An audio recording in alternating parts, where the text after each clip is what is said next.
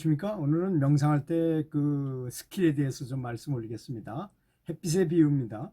햇빛을 이제 볼록 렌즈를 가지고 햇빛을 이렇게 모아서 종이를 검은 종이에다가 불을 이렇게 그 렌즈 초점을 맞추면 불이 날 수 있게 할 수 있잖아요. 요 요령과 명상하는 방법은 참 비슷한 것 같습니다. 그 보면 렌즈에 힘을 준다거나 뭐 팔에다 힘을 준다고 불을 붙거나 그러지는 않잖아요. 가장 중요한 거는 이때 초점을 맞춘다는 것입니다. 주파수를 맞추는 거죠. 명상도 마찬가지입니다. 내 안에 있는 자성불에게 정확하게 초점을 맞추고 주파수를 맞추는 것이 중요하다는 것입니다. 힘이 들고 뭐 욕심을 내거나 말거나 이런 거하고는 전혀 관계없이 초점이 얼마나 맞느냐가 중요한 거다, 이런 얘기입니다. 그래서 항상 명상을 할 때는 그 목적 의식을 정확하게 갖고, 그 대신 목적 의식을 갖기는 갖되 태양빛을 받아서 렌즈에 반사해 가지고 그 검은 종이에다 불을 나게 하는 거는 알고 있지만, 그 힘을 주거나 뭐 어떤 목적을 가지고 되는 건 아니잖아요. 중요한 거는 얼마나 초점을 정확하게 맞춰서 그걸 계속 유지할 수 있느냐, 이런 데 목적이 있다는 점에 대해서 이걸 명심해야 된다는 것입니다.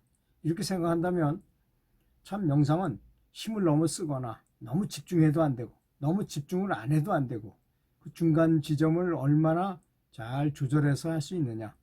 그래서 어제도 제가 운전에 대해서 비유를 했지만, 운전할 때 그런 마음의 상태를 가지고 시기의 상태라고 말합니다. 옛날에 이제 동사무소에서 고속 초본을 띄워줄 때 사람이 수기로 그걸 다 했어요. 그러면 서울 같은데 사람이 많으니까 100여 명이 서 있어요. 그러면 그 사람이 어떻게 사나? 저걸 일을 하면서 어떻게 그걸 계속 써주면서 사나 하고 궁금했는데, 가만히 보니까 그 사람은 몇 년 동안 그걸 했기 때문에 무의식 중에 쓰는 거예요. 그냥 누가 뭐 물으면 그걸 찾아가지고 그걸 보고 그대로 쓰는데, 무의식 상태에서 계속 쓰는 거니까 뭐 별 힘들지 않는 거예요. 그냥 그런 상태를 식야의 상태라고 말하는데, 우리는 그런 상태를 종종 많이 경험합니다. 걸어갈 때도 이렇게 걸음을 걸으면서 내가 걷고 있다는 사실에 대해서 모르잖아요. 그렇지만 생각할 거 다 하고, 무슨 장애물이 있으면 피하고, 골목을 들어가야 되면 커브를 꺾어야 되면 저절로 꺾고, 계단이 나타나면 저절로 올라가고, 다른 생각하고 마음은 딴 데가 있으면서 할 건 다 하고 있어요. 그런 상태를 식야의 상태라고 합니다. 이럴 때 특징이 뭘까요? 운전도 저는 서울서부터 부산까지 운전한다 해도 전혀 피곤을 느끼지 않고 운전할 수 있습니다. 그런 상태로 가기 때문에 그 무의식, 거의 반무의식 상태로 딴 생각하면서 그냥 이렇게 서서히 그냥 그 핸들은 저절로 커브를 틀고, 브레이크를 밟아야 될 때 있으면 밟고, 엑셀을 밟아야 될 때는 무의식적으로 다 하는 거죠. 그러다가 어떤 위험한 일이 탁 벌어지면 가장 정확한 상태로 해결을 한다는 거죠. 최상의 상태로. 그게 특징입니다. 피로도가 없고, 두 번째는 제일 정확하게 일을 처리한다는 거죠. 그런 상태가 아주 좋다는 거죠. 말하자면 그 뭐라고 말해, 자동 항법 장치 비슷한 것이 우리도 가동이 된다는 얘기입니다. 그런데 이제 거기 한 단계 더 들어가면, 산매라는 상태에 가면 아예 내가 있는가 나조차도 잊어버리게 되는 상태에 들어가요. 그러니까 그건 반 정도 되는 산매가 되는 건 틀림없습니다. 운전이 명상과 아주 관계가 굉장히 깊은 거예요. 운전을 잘하는 거하고 명상 상태에 빠지는 거하고 참 많이 비슷합니다. 사람들은 누구나 다 언제든지 명상하고 있습니다. 왜 그러냐고요? 어떤 사람은 돈 벌기 위한 명상을 하고, 어떤 사람은 아주 예쁜 이성을 꼬이기 위해서 그것만 연구하는 사람들 많이 있어요. 또는 어떤 사람은 승진하기 위해서 어떻게 하면 승진할까? 어떻게 하면 좋은 평가를 받아가지고 다른 사람 친구들보다 더 빨리 승진할까? 뭐 이런 거를 그걸 일종의 명상입니다. 그것도 다. 단지 제가 하는 명상은 최상의 최고의 신에 대해서만 생각하는 거예요. 거기에 사랑을 하고 그것만 찾으려고 노력하는 것만 다를 뿐입니다. 그렇지만 어떤 사람은 이성을 꼬이려고 계속 그것만 연구하는 사람하고, 어떤 사람은 승진하려는 사람하고, 어떤 사람은 부처님을 찾기 위해서, 어떤 님은 예수 그리스도를 찾기 위해서 기도하는 거하고 하늘과 땅 차이가 있는 거 아니겠습니까? 같은 명상이긴 하지만, 넓은 의미의 명상이라 하더라도 그 도달하는 곳은 전혀 다를 수 있을 것입니다. 그러니까 우리가 여기서 생각해 보면 이제 몇 가지를 생각할 수 있잖아요. 첫 번째는 너무 집중에 힘이 들어서 뭔가 욕심을 가지고 하려지 말고 초점을 맞춰라. 어디다? 성령, 자성불, 불성에다가 맞춰라. 내면에 있는 그 진짜 내면에 있다는 자성불에다 초점을 맞춰라. 그런 것에 대해서 아는 사람과 모르는 사람의 차이는 굉장히 다르고, 또 어떤 목표를 가지고 명상을 하는가, 이 차이는 진짜 하늘과 땅 차이만큼 많을 것입니다. 감사합니다. 여러분 안녕하십니까? 오늘은 깨달은 선사님들이 하신 말씀 중에서 이 세 가지 이렇게 솥을 걸려면 반드시 솥다리가 세 개는 있어야지 이렇게 안정적으로 솥을 걸 수 있잖아요. 그 세 개의 솥다리처럼 반드시 필요한 게 있다는 것입니다. 명상에는 첫째 솥다리 하나는 믿는 마음이죠. 신심. 두 번째 솥다리는 분발심. 세 번째 솥다리는 의심입니다. 이 세 개가 모이지 않으면, 이게 하나라도 균형을 맞춰서 같이 하지 않으면 안 된다는 것이죠. 그래서 신심은 뭐겠습니까? 내가 이 명상을 하면 반드시 깨달음을 얻을 수 있다라는 굳은 믿음이 있어야 됩니다. 또 스승을 믿고, 스승을 믿는다는 건 뭡니까? 내가 진리를 찾기 위해서 깨달은 스승을 찾았고, 그래서 스승을 찾는 것은 진리를 생각하는 것입니다. 그렇기 때문에 스승이 중요한 것이죠. 우리가 그냥은 진리를 알 수 없기 때문에 깨달은 스승을 통해서 그분이 가르쳐준 대로 이렇게 하는 방식을 취하기 때문에 스승이 굉장히 중요한 거, 스승을 믿는 것, 이런 신심이 중요하다는 것입니다. 두 번째는 의심을 하지 않으면 안 된다는 것입니다. 내가 하고 있는 명상이 제대로 되는 것인가? 나는 누구인가? 사람은 왜 죽는가? 또는 내가 지금 하고 있는 게 어느 정도 수준에 내가 갔을까? 내 경지는 지금 어디까지 갔을까? 이렇게 의심하는 것입니다. 계속적으로 의심을 하지 않는다면 이것도 진보를 할 수가 없게 됩니다. 그냥 습관적으로, 그냥 취미로 모든 것을 그냥 습관적으로 명상만 한다 해서 되는 건 아닙니다. 항상 의심할 수 있고, 내가 하는 거는 잘 되는가, 다른 사람하고 의견도 좀 교환해보고, 내가 잘 되는가 안 되는가를 좀 물어도 보고, 같이 대화 의견도 교환해서 내 상태를 좀 간접적으로나마 자꾸 하게 될 거 아니겠습니까? 만약에 예를 들어서 공부하는 학생이 계속 시험을 안 보고 모의고사 같은 거, 모의고사라는 뜻이 진짜를 대비해서 모의로 하는 거잖아요. 그런 걸 많이 해볼 수밖에 없는 것입니다. 그래야만 내 상태를 알 수 있기 때문이죠. 세 번째는 분발심입니다. 분심. 신심, 의심, 분심인데 분발심을 말하는 거죠.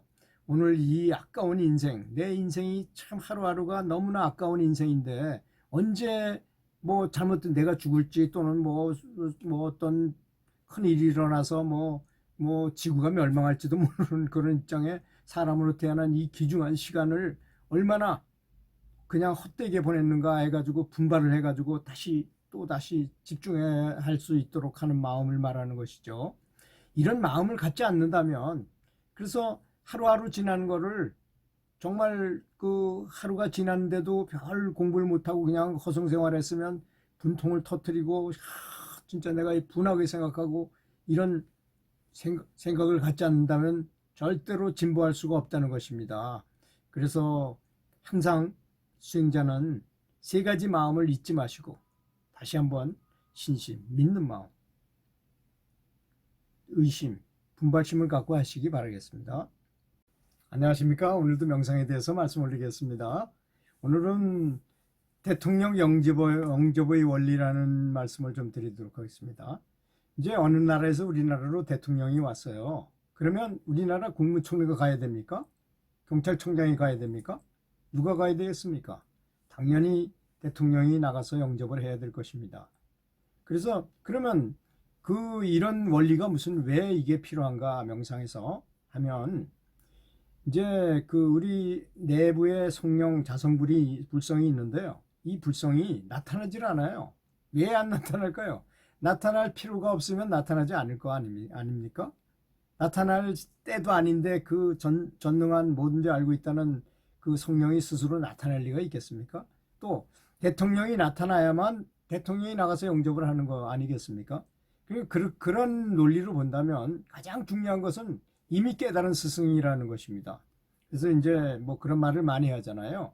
그 촛불을 자기가 밝히고 있다가 촛불을 밝힌 사람이 있어야만 촛불을 다른 사람한테 전해줘가지고 그 촛불이 계속 번져나갈 수 있는 것 같은 것입니다. 사실 경전에 보면, 불교 경전에도 보면 그 서가모니 부처님께서 이렇게 설법을 하시면 그 많은 숫자 중에서 한 번에 뭐 300명이 이렇게 뭐 아라한과를 얻었다 뭐 이런 말이 나와요. 그게 무슨 뜻이겠습니까? 촛불을 가진 사람만이 전해줄 수 있기 때문에, 전수해 줄 수 있기 때문에 그런 현상이 일어나는 것이죠. 또 예수님을 따르던 최고의 제자 베드로는 뭐 그렇게 수행을 많이 한 거는 같은 얘기는 없잖아요. 그렇지만 그 굉장히 높은 경지에 올라갈 수 있었던 것은 다 스승의 힘이고 스승이 촛불을 전해준 덕이라고 볼 수 있습니다. 그래서 대통령 영접의 원리라는 것은 반드시 선지식을 찾아가서 선지식으로부터 그 요새 제가 좋아하는 말 중에서 오쇼를 따르던 끼란 바바라는 제자가 있었는데요. 14년 동안이나 그 오쇼 바로 앞에 앉아가지고 매일 하는 얘기를 들었다는 겁니다. 근데 우리는 무슨 말을 들을 때 스승이 하는 말을 진심을 몰라요. 생각하는 바가 전혀 다르기 때문에 그렇죠. 그분은 집착을 버려라 그러면 집착을 버리려는 집착을 또 하는 거예요. 우리는. 그분의 말은 분명히 그렇게 했는데도 불구하고, 그래서 그 사람이 14년 동안 있었는데 아무런 깨달음이나 뭐 진보가 전혀 없는 걸 이제 본인이 느끼고 통탄에 맞지 않는 거야. 야, 저 스승이 잘못됐나? 또는 내가 잘못됐나? 또는 이게 스승이 깨닫지 못했기 때문에 이건 내가 못 깨달음을 못 걷는가? 별 생각을 다 하게 되었습니다. 14년이 지난 어느 날 이 오쇼가 미국으로 어떤 행사를 위해서 떠났어요. 스승이 없어지고 난 다음에 이 사람이 이제 간이 자기 스스로를 이제 자기 스스로의 공부를 관조해 본 거예요. 그랬더니 자기가 너무나 많은 추구를 하는 게 오히려 문제였다는 것을, 그 깨달으려고 하는 마음을 갖던 것에 집착했다는 것을 본인 스스로가 깨닫게 돼요. 그래서 그 사람이 그 마음을 내려놔 버렸습니다. 그 마음을 아주 편안하게 내려놓고 그냥 바로 제가 얘기한 그 햇빛을 볼록 렌즈로 해서 이렇게 햇빛을 종이에다 비춰가지고 불을 붙이게 하려면 힘을 쓰는 게 아니라 요 초점을 정확하게 맞추기만 하면 되잖아요. 그걸 유지하기만 하면 되잖아요. 힘이 들어가는 건 아니거든요. 그런 상태라야 되는구나를 스스로 하고 자기가 자기 마음속을 계속 들여다본 거예요. 그렇게 계속 들여다보다 보니까, 그리고 이제 스승도 안 찾아가고 뭐 필요가 없는 거야. 이 사람은 내면을 관조하는데 아주 하늘심도 생기고 막 이런 상태에 가다가 드디어 이제 의심이 없는 경지에 이르게 됐어요. 그래서 깨달음을 얻게 됐다는 거죠. 그랬더니 자기는 다 행복하고 뭐 모르는 것도 없게 다 이렇게 된 상태에서 사람들이 자기를 자꾸 찾아오더라는 거예요. 뭘 물어보러. 그런 상태에 이르렀다고 합니다. 그러니까 우리는 대통령 영접 원리가 참 중요하구나. 또 선지식들이 하신 말씀을 들을 때는 선택적 청취를 하면 안 되는 겁니다. 그분이 얘기하시면 자꾸 모양다리에 그 진실 있는 그대로만 받아들여야 되는데, 예를 들어서 그분이 뭐 이렇게 뭐 집중하는 방법에 대기하면 그런 건 아주 귀를 쫑긋하게 이렇게 듣고, 뭐 사랑을 실천해야 된다 뭐 이런 말은, 자비나 뭐 사랑을 실천하는 것이 사람 대할 때가 자기의 경지를 안다는 등 뭐 이런 말을 하면 그거는 별거 아닌 걸로 이렇게 흘려 듣기 쉽습니다. 사실은 그게 더 중요할 때가 많은데도 불구하고, 그래서 진보하지 못한다고 합니다. 감사합니다.